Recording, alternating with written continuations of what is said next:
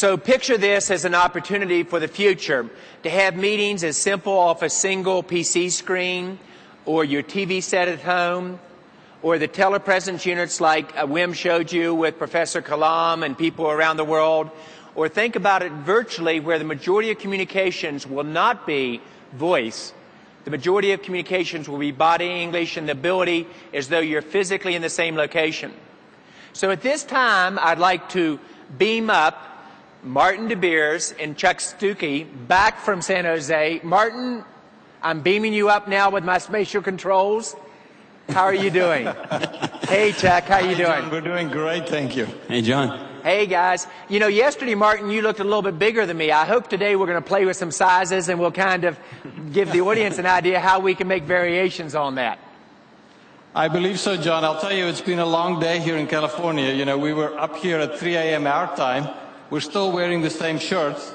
And we had a 5.6 magnitude earthquake about an hour ago. So I'm here to tell you, though, that everything's fine. We've had no major damage here in San Jose. And, you know, as a global company, we'll continue to operate. Well, you know, it's amazing. You can see each other as though we were playing poker. I can see you sweat a little bit. I can see that you both shaved since the last time I saw you. But we don't have the sense of smell yet. But it is... that was a good thing, John. So tell me what you have planned for us today and what is of interest to you. And just like I did yesterday, I will interject and ask you questions. And we'll do this almost like a review in terms of what's on your mind. Let me periodically disrupt. Martin, if you were to kind of bring us up to speed, you and Chuck, in terms of what's on your mind, what's been the acceptance, give us some numbers and some meat behind some of the concepts. Certainly, John. We're going to make two announcements. Before we go to the second one, we'd like to speak to you briefly and give you a little bit more detail on this experience we're showing here and the two emerging technologies we're showcasing. So, Chuck, why don't you tell us a little bit more? Yeah, so this is very exciting. This is a world's first, which is you're having this experience, which we call the on-stage experience, John. Yes. And this is the very first time that this has been done live and interactive. So I can see John, I can see Wim down front. So this is a big announcement of creating a new telepresence experience called On Stage. So as you think about that, Chuck, we're really saying the capability, just like a regular meeting, we can interrupt each other. You will see this technology while initially it will be done in a stage-type environment, perhaps for big meetings or speeches. It will over time come to the business environment and then over time to your home. So as you begin to think about these won't just be games our kids play, this is all of a sudden how we will create our own entertainment, how we interface to others, both in the personal side and the business world. That's right, John. And, you know, beyond just us being here on stage, the other real fascinating part of this is that we're using our digital media system to broadcast this event worldwide across the IP network as a platform. In fact, John, about a half an hour ago, before I went on stage, I called my dad in South Africa and I said, Dad, I'm going to be live in San Jose, but I'll be on stage in Bangalore, and if you tune in to Cisco IPTV, you can watch it live from South Africa. So that's a pretty amazing experience. Martin, explain to us a little bit about the digital media system. You know, many of us kind of think of that as signs. What you're really saying is this can go to any electronic device, a PC or signage or to a TV. Could you expand on that a little bit more? Absolutely, John. It's full interoperability in the IP world because this solution is standards-based, and any PC with a broadband connection can tune into this broadcast from TelePresence. Secondly, our digital signage displays throughout the Cisco campus. This is also being shown live. And then we're also, in fact, showing this live on traditional video conferencing equipment here around the campus. So we're showing interoperability with multiple types of systems for this broadcast today. Got it. Now, this is why it's so important for the audience to understand. You can't have separate video systems, one for entertainment, one for telepresence, one for the PC, one for the devices in your hand. It should be any device to any content over any combination of networks. And this is why this has to be an architectural decision, not a decision on an individual product. Now, Martin, you and Chuck would think I was slipping if I didn't say, give me some data. How are we doing? And I'll remind the audience that nothing we say relative to the success of this business entity should be inferred in any way about our last quarter, which closed Saturday night. So the numbers in total are not material to our financial success, but tell me how business is going. Chuck, are you making your commitments to me? Yeah, we're doing very well. Thanks. Now, I can see him twitch a little bit, so this is good. It's like you're right next to me. Yeah, that's right. So we are doing very well with our customers. TelePresence is really a business transformation technology. The virtual meeting that Wim showed a little while ago has been adopted. People are accelerating their time to market. These are our customers around the world. We have TelePresence in 28 countries, John. Customers in 28 countries around the world who have adopted this. And their speed to market, scaling scarce expertise, and also it's a green technology. So at Cisco, where you've deployed over 150 rooms now, at Cisco we've taken the equivalent of 3,300 cars off the road in terms of reducing our carbon footprint. And at the same time, these rooms are used 4 to 5 hours a day, which is unprecedented utilization. So this, at our customers around the world and at Cisco around the world, this technology is being adopted very rapidly. Now, it's important for the audience to understand that the power of this type of network is the number of nodes that you have squared. They call it Metcalfe's law. But in essence, as you only have 5 or 6 of these systems, the value is good. When you begin to get to 10 or 20, it's 10 squared or 20 squared.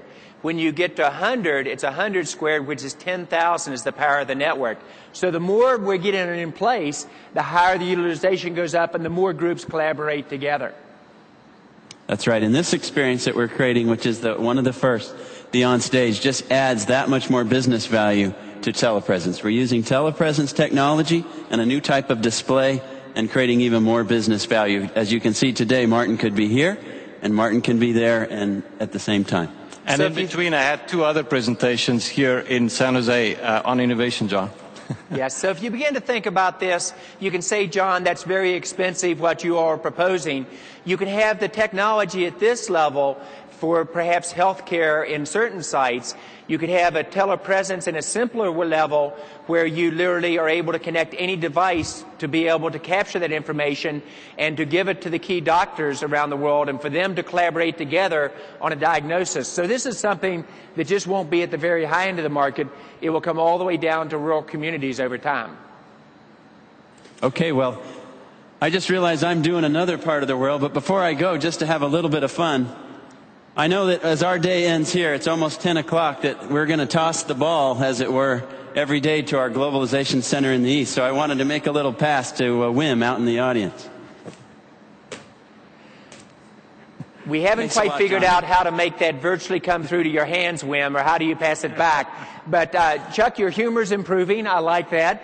And thanks very much. All kidding aside, you're on a tremendous run. Congratulations on the last quarter. Great numbers. Martin, where are we going next? You've been tremendous on innovation, creativity. How do we really use the innovation engine, not only here in India, but around the world, perhaps in the concepts of wikis and other people participating? You know, John, we've seen Web 2.0 technologies transform the way people collaborate. Mass collaboration is now alive and well, and creativity and innovation is blooming because of that. We leveraged that inside of Cisco over the last 2 years with an internal idea wiki that has generated more than $500 billion business ideas that we are now investing in, not in all of them, but in the interesting ones. And as we thought about this, the idea came to mind to create a competition, and this is what we're announcing today, a contest on innovation called iPrize. And iPrize will be a 3-month contest where innovators and entrepreneurs anywhere in the world can go to Cisco.com, share their ideas, form teams, and collaborate. And what we will then do at the end of that period is we will interview the finalists using Cisco TelePresence from different parts of the world. We'll pick the finalist team, and what we'll do is we will hire that team of people that could be from multiple countries, bring them on board as a virtual team as Cisco employees. They'll share a $250,000 sign-on bonus.